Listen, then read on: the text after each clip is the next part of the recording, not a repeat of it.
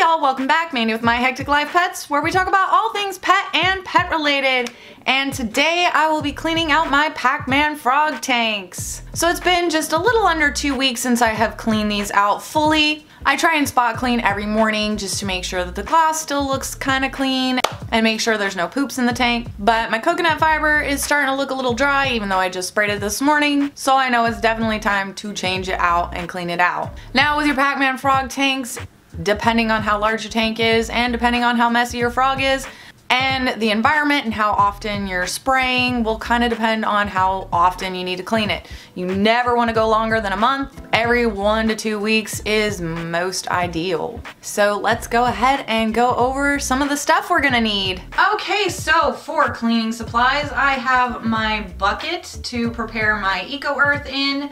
You can really use any coconut fiber substrate, but Eco Earth for me is my favorite. I've tried a few others, but they ended up developing mold faster, or they just didn't seem to hold as much moisture as the Eco Earth. I don't know what it is about the Eco Earth that's different. They're all coconut fiber substrates, but that's just my experience. I've got my Reptile Safe Cleaner. I use distilled white vinegar mixed with hot water to clean with. There are other products out there like Zoo Med's Wipeout. The smell from the Wipeout is a little overwhelming to me and a little too chemically, and it kind of bothers my allergies. So I use the water and vinegar spray, and then of course you need paper towels, or of course you can use a microfiber cloth if you choose to. I don't really like using my microfiber cloths for things that I'm cleaning up poo or urine with. I feel more comfortable and sanitary using paper towels. Even if I wash the microfiber cloth, I just feel like it's still kind of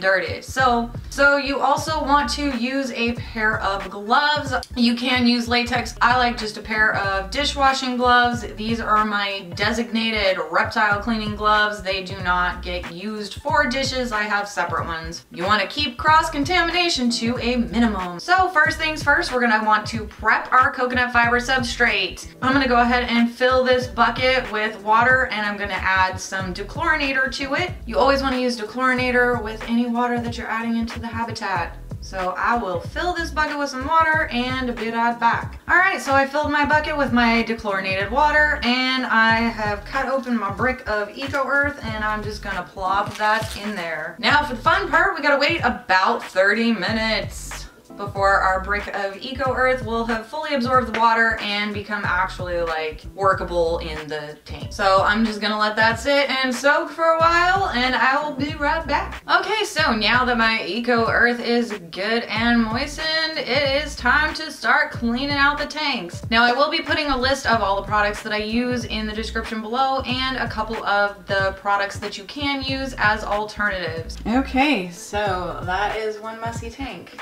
and I cleaned out his water bowl this morning and he made a mess. So I did also forget to mention, you will want to have a tote or somewhere safe that you can put your frogs when you're cleaning out their tank, along with a trash bag, because where else are you gonna put the dirt? So first things first,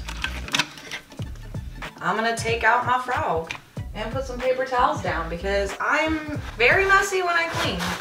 Additional tips, you might want to have a vacuum handy if you're messy like me. I'm gonna move his water bowl out of the way because he is right next to it. Now that Zorak is nice and safe in a little tote, I'm gonna go ahead and pull all the ornaments out. So for the ornaments, I am just gonna take those downstairs and put those in the kitchen sink and start pulling out all the substrate, all the old substrate. Okay, so now that we've pretty much got all of our substrate out of there, we're gonna spray down the tank. Luckily, the Pac-Man frogs pretty much only mess up the bottom of the tank, but I still wipe down the front of the glass and everything anyway, just to make sure it's all shiny and pretty.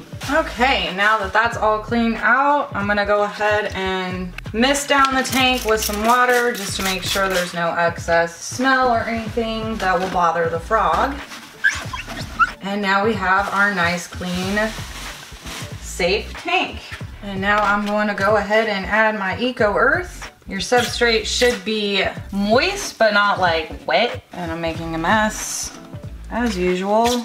So now we have our Eco Earth in there, and I made a little mess, adding it in. I'm just gonna wipe down those sides and I'm gonna let that set while I clean his ornaments real quick. Okay, so his ornaments are all clean and I'm just gonna place them back into the tank. You don't really need a lot for the Pac-Man frog. I am thinking about adding some like cork bark and stuff to the tank for him later on.